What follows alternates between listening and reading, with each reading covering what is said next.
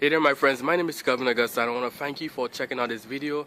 I want to also thank you for listening and for watching this chapter of the day from the scriptures. Now I pray that this message is going to be a blessing to you, to your family as well, and that you feel encouraged. But also reach out to me on Facebook. I'm going to put my links in the description below so that we can connect and also help and encourage one another. So I pray that today's message is a blessing to you. And I look forward to connecting with you even more, and may God continue to bless you. Bye for now. 1 Samuel 13. Saul was years old when he began to reign, and he reigned 2 years over Israel. Saul chose 3,000 men of Israel. 2,000 were with Saul in Michmash and the hill country of Bethel, and 1,000 were with Jonathan in Gibeah of Benjamin. The rest of the people he sent home, every man to his tent. Jonathan defeated the garrison of the Philistines that was at Geba, and the Philistines heard of it. And Saul blew the trumpet throughout all the land, saying, "Let the Hebrews hear!" And all Israel heard it said that Saul had defeated the garrison of the Philistines, and also that Israel had become a stench to the Philistines. And the people were called out to join Saul at Gilgal. And the Philistines mustered to fight with Israel 30,000 chariots and 6,000 horsemen and troops, like the sand on the seashore in multitude. They came up and encamped in Michmash to the east of Bethaven. When the men of Israel saw that they were in trouble, for the people were hard pressed, the people hid themselves in caves and in holes and in rocks and in tombs and in cisterns. And some Hebrews crossed the fords of the Jordan to the land of Gad and Gilead. Saul was still at Gilgal, and all the people followed him trembling. He waited 7 days, the time appointed by Samuel. But Samuel did not come to Gilgal, and the people were scattering from him.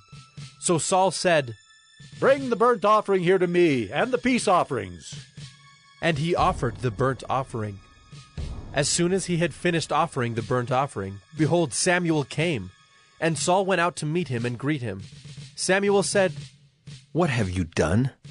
And Saul said, "When I saw that the people were scattering from me, and that you did not come within the days appointed, and that the Philistines had mustered at Michmash, I said, now the Philistines will come down against me at Gilgal, and I have not sought the favor of the Lord.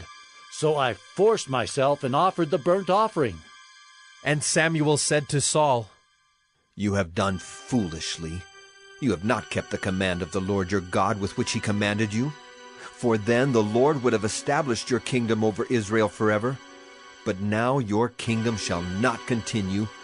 The Lord has sought out a man after his own heart, and the Lord has commanded him to be prince over his people, because you have not kept what the Lord commanded you." And Samuel arose and went up from Gilgal. The rest of the people went up after Saul to meet the army. They went up from Gilgal to Gibeah of Benjamin, and Saul numbered the people who were present with him, about 600 men.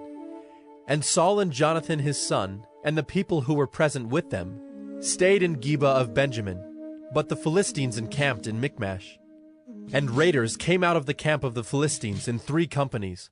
One company turned toward Ophrah to the land of Shual, another company turned toward Beth-horon, and another company turned toward the border that looks down on the valley of Zeboim, toward the wilderness.